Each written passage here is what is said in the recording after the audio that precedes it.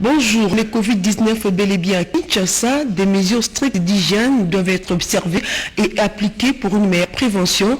Un quatrième cas a été déclaré. Les écoles consulaires ont fermé leurs établissements jusqu'à nouvel ordre. Face à cette catastrophe mondiale, le responsable de l'Institut national de recherche biomédicale tire la sonnette d'alarme. Madame, Messieurs, bienvenue pour parler de ce qui est devenu une préoccupation mondiale.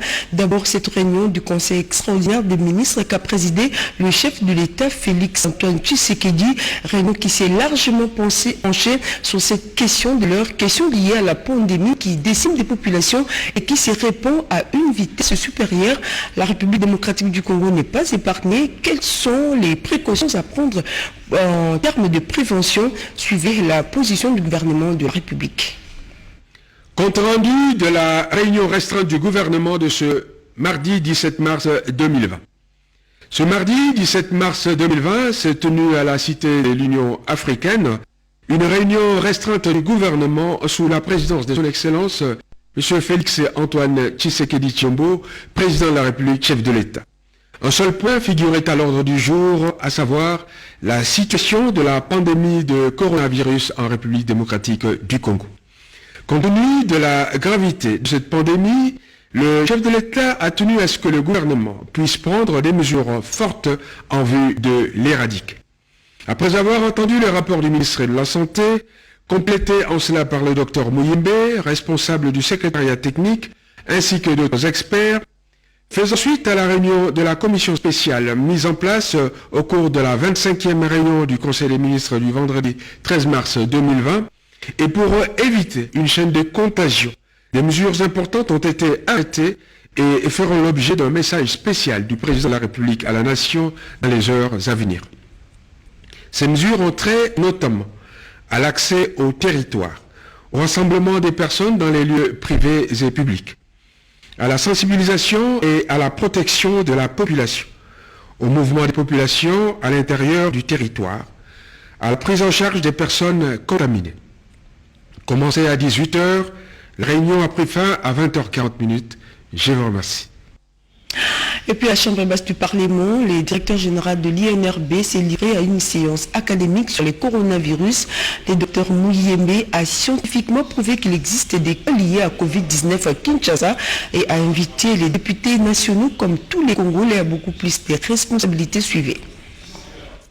Une séance académique qu'il fallait pour donner à la représentation nationale toutes les informations sur Ebola et le coronavirus, annoncée par la présidente de l'Assemblée nationale, Janine Mabunda Lioko, dans son discours d'ouverture de la session ordinaire de mars. Cette séance académique a permis au docteur Jean-Jacques Mouyembe de donner les explications scientifiques qui montrent une similitude entre Ebola et coronavirus. Précédé par le ministre de la Santé publique, le docteur Eteni Longondo, qui est intervenu pour donner les statistiques de l'état actuel de la pandémie dans le monde et en République démocratique du Congo, le docteur Mouyembe a commencé par une interpellation. Le coronavirus, ça fait peur. Ça fait peur et si nous ne faisons pas attention, nous allons prendre des mesures dans la précipitation parce que ça fait peur. Donc nous devons dès maintenant avoir la maîtrise et nous baser sur les données scientifiques. Donc le virus, c'est très simple. C'est le matériel génétique, soit le RNA, soit le DNA, entouré d'une couche protéique. Une présentation qui a suscité des interrogations et des questions des honorables députés pour plus d'éclaircissements. Les rumeurs qui courent les rues et les propos mensongers attribués au professeur Jean-Jacques Mouyembe ont tous été balayés par ces scientifiques congolais. 4 cas confirmés au laboratoire et je vous en prie, ne doutez pas des résultats des laboratoires. J'ai été peiné d'apprendre que le premier cas a contesté cela. Quand moi je suis arrivé, j'ai demandé qu'on fasse le séquençage de ce cas. Si c'était négatif, nous n'allions pas voir les images du virus par séquençage. Et moi je suis convaincu que le monsieur a fait la maladie. et autres cas qui arrivent, nous les confirmons au laboratoire parce que nous sommes bien équipés, on a suivi une formation, l'OMS a confiance en nous, il ne faudra pas que l'OMS ait confiance en nous et la population doute. C'est un problème de conscience. Nous sommes maintenant devant des cas de conscience. Devons-nous continuer à blaguer jusqu'à quand? N'est-ce pas? Par les réseaux sociaux. Il y en a même qui ont dit que, moi j'ai dit que, non, le virus ne peut pas attraper la peau noire. Où est-ce que j'ai dit ça? Donc, ça sont des choses vraiment qu'il faut éviter. La présidente de l'Assemblée nationale, Janine Mabunda, a profité de ces jours anniversaires du docteur Jean-Jacques Muyembe pour lui offrir un cadeau et s'incliner ainsi devant l'immensité de l'œuvre scientifique de ces dignes fils du pays. Face à cette gravité de la situation créée par le coronavirus, les écoles consulaires décident de fermer leurs établissements jusqu'à nouvel ordre. L'enjeu est d'éviter la propagation de cette pandémie et d'assurer la protection maximale des enfants. Brice Mouzou pour le reportage. À l'instar d'autres pays du globe victimes du coronavirus, la République démocratique du Congo vit des jours d'incertitude et d'inquiétude. En l'espace d'une semaine, 4 cas sont déclarés positifs officiellement par le ministère de la Santé publique. Pour un pays de plus de 80 millions d'habitants, dont 11 millions pour la ville de Kinshasa à elle seule. Il faut là donc une sensibilisation à grande échelle contre le Covid-19. Mais malheureusement, plus d'un Congolais choisit de vivre dans une psychose permanente car ignore l'ampleur de cette pandémie qui a déjà causé plus de 7000 morts à travers le monde. La France, considérée comme l'un des épicentres du coronavirus, après l'Italie a décidé de fermer les écoles. Un effet d'entraînement dans toutes les écoles consulaires du monde. À Kinshasa, l'école française, mais aussi le lycée Prince de Liège ainsi que Jewel's International School ont fermé leurs portes, prudence oblige. Une ambiance inhabituelle alors qu'il est midi. Pas un chat dans la salle de classe, encore moins dans la cour. Hier, tard dans la nuit, les parents ont reçu des SMS leur demandant de garder leurs enfants à la maison. Donc, l'école a pris une décision pour protéger les enfants. Parce que pour moi, je pense que les enfants sont vulnérables et cela nécessite qu'il y ait des mesures qui soient préventives et qui peuvent être là pour la protection des enfants. Et je pense que la décision que l'école a prise, c'est une bonne décision. L'école va désinfecter toute sa concession. Et là, ça sera une bonne chose pour s'assurer que les enfants ne peuvent pas être contaminés, mais c'est une bonne chose. Pendant ce temps, les écoles de Kinshasa continuent à fonctionner normalement. C'est le cas du collège Boboto, le lycée Bosangani et autres. Aussi, des vols en provenance des pays touchés par la pandémie continuent à atterrir sur le sol congolais. Les églises fonctionnent normalement comme si rien n'était. Les Congolais se questionnent sur son futur face à cette urgence sanitaire. Une sensibilisation générale est plus qu'urgente. Les sénateurs à leur tour s'impliquent dans cette lutte préventive contre le coronavirus. Une journée de sensibilisation a été organisée. Suivez. Le coronavirus inquiète. Un 4e cas vient d'être confirmé par le gouvernement, d'où la mobilisation doit être totale. Tout le monde doit être impliqué dans la sensibilisation. Le cas du bureau du Sénat qui vient de suspendre ses plénières jusqu'à ce qu'une garantie soit donnée. Pour le sénateur Bakomito Gamboujan, le gouvernement doit aller plus loin dans la prise de mesures de prévention contre cette pandémie mondiale déclarée par l'Organisation mondiale de la santé. Nous également, je pense que nous devons prendre des mesures courageuses pour suspendre, n'est-ce pas, les liaisons avec ces pays. Mais il y a également la sensibilisation qui doit être multipliée. Je vois que l'aéroport, certaines mesures ont été prises, mais il faut renforcer davantage. C'est-à-dire que il faut que nos agents qui sont à la frontière, qui font un travail remarquable, n'est-ce pas, acceptent par exemple que leur température soit prélevée chaque jour. Il faut absolument que les Congolais abandonnent certaines habitudes, les accolades, les salutations. Pour une ville comme Kinshasa, où nous vivons jour au jour, ce ne sera pas facile, où il y a un problème d'électricité, ce ne sera pas possible d'envisager un cantonnement. On risque d'avoir des populations et qui vont braver la faim pour aller affronter les virus dans les rues de la capitale. Vous voyez, toutes ces choses-là nous appellent à réfléchir, nous appellent à solliciter du gouvernement que des mesures plus draconiennes, des mesures un peu plus fortes soient prises pour éviter que ces virus ne se propagent dans la ville. Donc il faut plus une sensibilisation et il faut évaluer la capacité de riposte de nos services sanitaires aujourd'hui.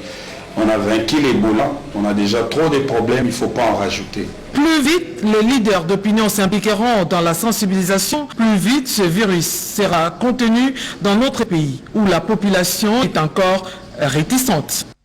C'est un reportage d'Angèle Mabiala. Le ministre des Médias et de la Communication a entamé une série de sensibilisations auprès des leaders d'opinion et des personnes influentes pour qu'à leur tour qu'ils puissent relayer les messages préventifs contre les coronavirus. Cholino Makelele était face aux artistes, musiciens et comédiens. Suivez.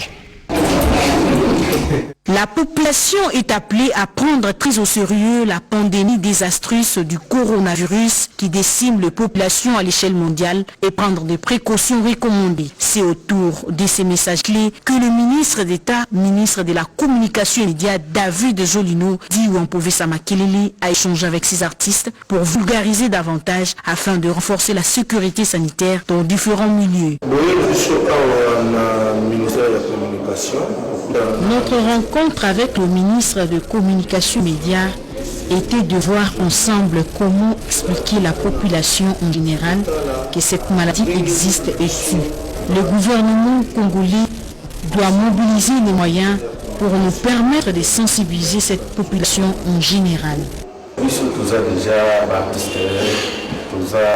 Nous sommes des artistes et leaders d'opinion. Nous avons les atouts possibles pour sensibiliser la population contre cette pandémie. Les gens disent que cette maladie ne peut vivre au Congo parce qu'il fait chaud, d'autant plus qu'elle résiste dans la fraîcheur. C'est pourquoi nous devons tous sensibiliser cette population.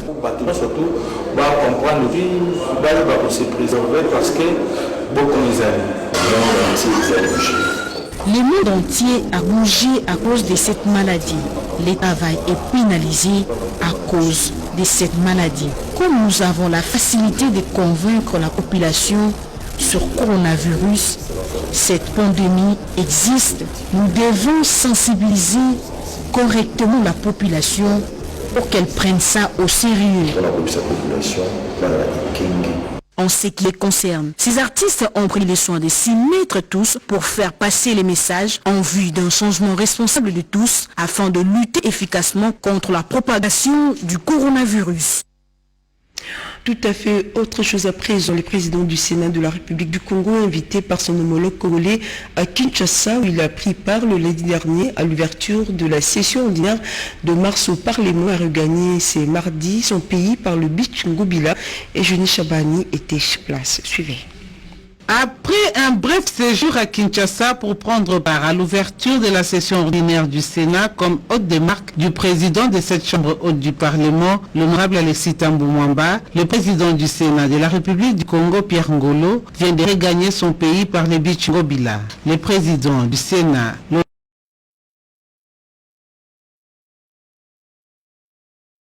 l'honorable Alexis Tambou Mwamba, a accompagné son homologue au beach Ngobila à la frontière des capitales des deux Congos, les capitales les plus rapprochées du monde. Le président du Sénat du Congo-Brazza s'est dit très satisfait pour l'hospitalité. Je suis très content d'avoir effectué ce déplacement pour Kinshasa à l'invitation de mon frère président du Sénat. Le séjour s'est très bien passé. Il faut inscrire ce déplacement dans le cadre du renforcement des relations qui existent si heureusement entre nos deux peuples, nos deux États et nos deux chefs d'État. Les chambres hautes des deux rives du Congo doivent activement s'employer à promouvoir ce bon voisinage, à consolider la fraternité qui existe entre nos deux peuples. je dis, je suis venu, je repars marqué. Il a par la même occasion apprécié le conseil prodigué par le président du Sénat, l'honorable Alexis Thambou Mwamba, à la classe politique congolaise pour la sauvegarde des acquis de l'alternance pacifique au sommet de l'État. Ici, comme du côté de la rive droite, nous avons depuis un certain temps pris la résolution de construire la démocratie pluraliste. Et la démocratie pluraliste suppose l'alternance. Et nous avons déjà vécu l'alternance au Congo. Il n'est pas exclu qu'un jour, on revive l'alternance. C'est le fonctionnement de la démocratie. Juste après, il a pris place à bord du hors-bord en partant pour Brazzaville. Un appui financier pour le renforcement de l'appareil judiciaire congolais. L'Union européenne prévoit une enveloppe de 35 millions d'euros. Son représentant en République démocratique du Congo, Jean-Marc Châtaignier, l'a dévoilé au vice-premier ministre de la Justice au cours d'une audience. Suivez. Avec une expérience dans plusieurs secteurs, l'Union européenne compte appuyer la justice congolaise avec une enveloppe de 35 millions d'euros. L'annonce a été faite au cours d'une séance de travail entre vice-premier ministre, ministre de la Justice et garde des Sceaux, maître Célestin Toundaya Kassende, l'ambassadeur de l'Union européenne en RDC, Jean-Marc Châtaignier. On a parlé de ces sujets et plus largement, monsieur le vice-premier ministre, on a parlé évidemment de notre action en faveur de la justice, du nouveau programme de l'Union européenne pour la justice, un programme de 35 millions d'euros qui va être mis en place et qui va être prochainement signé. Nous sommes en train de discuter la convention de financement. Les deux personnalités ont par ailleurs parlé des conditions de vie dans les prisons de la RDC. Les vice-premiers ministres Tounda et son hôte ont concrètement évoqué la problématique de la surpopulation dans les milieux carcéraux. Selon les diplomates européens, il était question de voir comment l'Union européenne peut collaborer avec les gouvernements congolais pour contribuer ensemble à l'amélioration des conditions de vie dans les maisons carcérales. Nous avons continué à évoquer la situation dans les prisons. C'est une préoccupation forte pour l'Union européenne et ses États membres. La situation humanitaire et la situation préoccupante des prisons, la surpopulation carcérale en RDC. C'est une préoccupation partagée avec monsieur le vice-premier ministre. Nous avions échangé des courriers sur le sujet et nous avons tenu à nous voir pour voir comment nous pouvions apporter des solutions. Jean-Marc Châtaignier a saisi cette opportunité pour insister sur la nécessité pour la justice congolaise de veiller à ce qu'il ne soit gardé dans les prisons que des individus qui ont réellement commis des actes répréhensibles. Il est donc important, a-t-il renchéri, que tous ceux qui ont été arrêtés irrégulièrement soient relâchés. L'Union européenne est attachée au renforcement de la justice congolaise. C'est dans cette optique qu'elle a finalisé la réhabilitation du camp de détention de l'Ozoumou et le pavillon 11 de la prison centrale de Makala. La navigabilité sur les biais fluviales Banana-Kinshasa, Kisangani sera prochainement une réalité. Des études de faisabilité ont été menées par des experts des génies civils d'Égypte et de la RDC. Une réunion préparatoire en prévision de l'arrivée d'une forte délégation égyptienne a été organisée ce mardi au cabinet du conseiller principal du chef de l'État en charge des infrastructures, Alexandre Kayembe, nous dit Kibabiso Moïsa dans ce reportage. La navigation sur le majestueux fleuve Congo de Banana à Kisangani en passant par Kinshasa, ce n'est pas une utopie. Le projet est réalisable. Il se trouve en étude au cabinet du conseil spécial du chef de l'État en matière des infrastructures, Alexandre Kayembe de Bampende, qui a réuni tous les acteurs impliqués dans la réalisation de ces projets de grande envergure, les directeurs généraux et experts de la SNEL, la Régie des eaux, la SCTP, la RVF et la CVM. Ils vont travailler avec les experts de la génie militaire d'Égypte. C'est là même qui a participé à la construction du canal de Suez. Le projet de navigabilité Banana Kinshasa Kisangani s'inscrit dans la vision du chef de l'État, Félix Antoine Tshisekedi Tshilombo, qui entrevoit la création d'un boulevard naturel sur le fleuve Congo, explique le conseil spécial du chef de l'État en matière des infrastructures. Les concepteurs de cette idée, c'est le chef de l'État. C'est lui qui s'est inspiré de la grandeur de la République. Voilà la difficulté d'infrastructure que nous avons. Un sac de ciment qui coûte aujourd'hui $8 à Kinshasa. Dans les fonds fins de la République, il y a des endroits où il coûte 40, 50 voix me semble là. La voix finale, c'est la voix la plus chic, écoute moi. Et le président disait, mais pourquoi on ne peut pas aujourd'hui ouvrir les fleuves du Congo à partir de Banana et voir les bateaux arriver jusqu'à Kinshasa, Kisangani, Busambo, Bukama, au niveau de la consultation, SNEL, J2O, CVM, et tout le monde était unanime que les études existaient. Aujourd'hui, pour rendre les fleuves du Congo navigables, nous avons rencontré le chef d'étude, le professeur Arnaud Robert, de l'Université de Liège, qui nous a confirmé, nous a fait une belle présentation. On dit qu'aujourd'hui, s'il y a une volonté, il a d'abord d'avoir apprécié la vision des chefs qui avait un intérêt particulier à ces projets.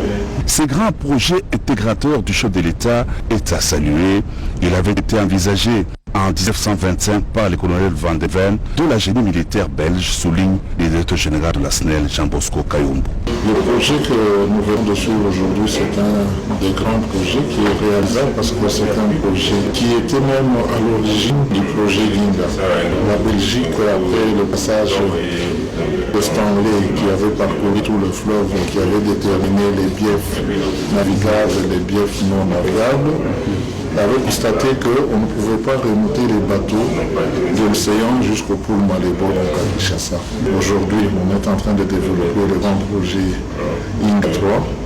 Et ce projet peut permettre de rendre navigable une bonne partie du fleuve parce que ça va remonter les eaux de Inga jusqu'à Luozi et ainsi de suite on peut combiner les barrages avec des écluses et rendre plat les eaux de façon à ce que les bateaux puissent monter en escalier.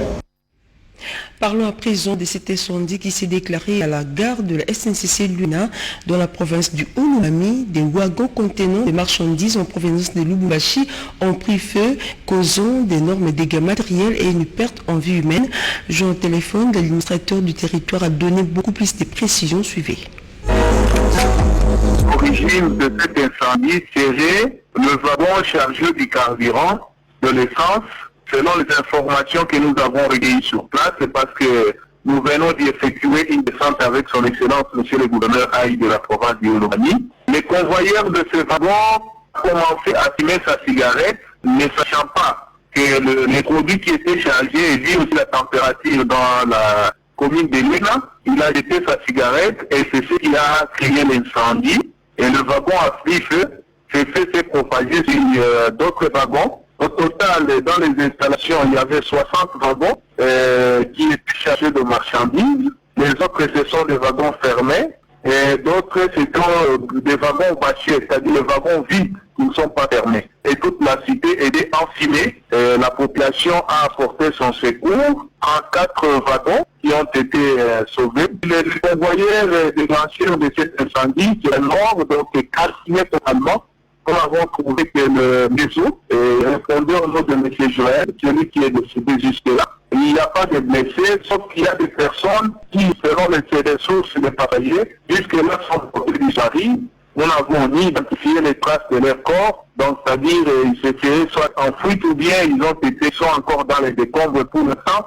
Il est difficile d'avoir un train du nord vers le sud ou du sud vers le nord. Donc il va falloir que les autorités nationales, ensuite que le gouvernement de la République puisse vraiment diligenter une mission d'urgence afin de rétablir même 2 lignes pour permettre à stimuler la circulation parce que nous étions avec une seule voie d'accès vers le nord ou soit du nord vers le sud.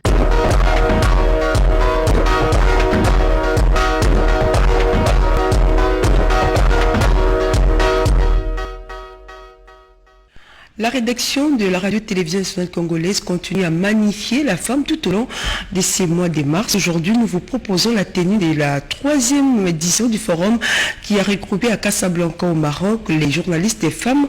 Ces dernières ont réfléchi sur plusieurs questions environnementales, notamment les questions liées à l'urgence climatique. Suivez. La 3e édition du Forum Les Panafricaines a vécu. Organisée du 6 au 7 mars à Casablanca au Maroc, cette 3e rencontre des femmes des médias initiée par la radio DZM a réuni plus de 300 femmes, journalistes venus de 54 pays pour parler de l'urgence climatique et spécifier les rôles que les médias africains sont appelés à jouer comme acteurs du changement. 2 jours durant, les questions ayant trait au changement climatique ont été débattues et examinées de fond en comble dans le seul but de mobiliser les médias africains pour la stimulation des débats publics autour de la problématique du changement climatique et de son impact sur nos pays d'Afrique, comme l'ont bien précisé les intervenants du jour. 6 thèmes ont été ainsi sélectionnés pour appuyer l'urgence climatique car sans action immédiate, il a été constaté qu'il serait beaucoup plus difficile et coûteux pour les Africains de s'adapter aux lourdes conséquences futures de ces changements climatiques sur l'Afrique, un continent qui ne produit que 4% des émissions mondiales de gaz à effet de serre. Ainsi donc, tous les participants répartis dans ces 6 ateliers ont donné des réponses appropriées sur comment réussir la transition énergétique de l'Afrique en utilisant plus l'énergie solaire, les défis d'une gestion rationnelle des ressources hydriques, l'agriculture durable pour une économie verte pour l'Afrique. Autre sujet développé, l'impact sanitaire des changements climatiques, quelle stratégie à adopter, quel développement durable pour les villes africaines et aussi la gestion des déchets, levier décisif de lutte contre les changements climatiques. Autant de sujets dont les résolutions ont fait l'objet d'un plaidoyer à la plénière, laquelle plénière a pu participer au vote électronique pour l'adoption du plan d'action 2020-2021. C'était avant les grands débats sur l'initiative et engagement africain pour s'adapter au changement climatique. Coup de projecteur sur le quotidien des femmes ingénieures dans les chantiers de construction de saut-de-mouton où elles donnent le meilleur d'elles-mêmes. Ces femmes ingénieures expliquent ce qu'elles font exactement. Suivez. Les femmes ne sont pas en reste dans les travaux de construction des sauts de moutons initiés par le chef de l'État. Nous sommes ici au croisement des avenues de Libération ex-24 novembre et Cabinda, non loin de la RTNC. La présence de 2 femmes sur ces chantiers nous a attirés. L'une d'elles, Alice Bahati, est spécialiste en environnement. Cette ingénieure de l'INBTP, Institut national des bâtiments et des travaux publics, joue pleinement son rôle en coordonnant plusieurs autres techniciens sur terrain. Il n'y a pas assez de difficultés, surtout partant de ma rigueur et de mon respect du travail qu'on me demande à faire. Certaines personnes disent que les femmes sont capricieuses, mais moi je dis non. Dans le domaine du travail, nous mettons notre caprice de côté et on se donne au travail. C'est à ça qu'on aboutira, n'est-ce pas, à cette égalité que nous sommes en train de chercher. Heureuse Moujiji est la 2e femme du chantier. Étudiante à l'ISP Gombe, elle a choisi de faire son stage ici en tant que femme de terrain. J'aime bien me trouver sur terrain, j'aime bien me trouver là où il y a la pratique. Quand je vois les sauts de moutons avancer, je me sens fière de moi-même. Je me sens forte avec ces genres de métiers. Et depuis le début du chantier saut de moutons, je suis là. Si nombreux sont d'avis que le métier technique reste encore l'apanage des hommes, ces 2 ingénieurs femmes ont prouvé le contraire. C'est un peu difficile de travailler avec les hommes parce qu'il y a des fois tu vas trouver un papa, d'abord tu as une fille, une petite fille par rapport à lui. Il se sent comme si tu es sa femme à la maison, il y a des fois c'est ça, mais il y a des fois si tu apprends juste à parler avec eux, il y a des fois ça change, il faut juste apprendre à parler avec eux, avec politesse. Des fois oui, ils ne peuvent pas faire le travail très bien comme tu le voulais, mais il y a des fois tu es un peu douce avec eux, tu fais un peu la maman, la petite fille, parce que ça pousse aussi les hommes à faire mieux. Quand ils voient que non, une fille peut faire ça, ils se disent moi aussi je peux faire mieux. Je sens que non, si les femmes aussi se donnent à ces métiers, les hommes aussi peuvent faire mieux. Et donc ce métier, je l'ai fait d'abord pour sortir de l'ordinaire parce que c'est toutes les filles qui font la médecine, d'autres l'économie, d'autres font le journalisme. Alors sortir de l'ordinaire, faire quelque chose que c'est plus les hommes qui le font et c'est une façon de chercher à s'impliquer dans le domaine où la femme ne pouvait pas avoir accès et retrouver la femme comme le cas du chantier par exemple. Rare était le fois de voir une femme sur chantier. Et donc c'est une expérience très particulière et motivante aussi. Avis partagé par leurs collègues masculins, précision du chef de chantier Magloire Kisonga, qui salue la bravoure de ces femmes qui s'acquittent de leurs responsabilités avec professionnalisme. Ici au chantier, j'ai plus ou moins 100 personnes par jour et je n'ai que 2 femmes. Les 2 femmes sont dynamiques. Et premièrement, celle qui est dans l'environnement ici, au chantier, elle a quasiment tout le jour à sa disposition 6 ouvriers, hommes à gérer. J'ai jamais eu de problème avec elle depuis le début. Souvent les gens disent que c'est pas facile qu'une femme gère les hommes. Elle a su gérer, chaque jour elle gère au moins 6 hommes. La femme congolaise est appelée à apporter sa pierre à l'édifice grâce à son potentiel intellectuel, surtout dans tous les domaines de la vie nationale. Péché Moubira et Judith Siwa ont réalisé ce journal, c'est plus le cas. La coordonnée, je vous retrouve tout à l'heure à 10h. Merci de rester avec nous.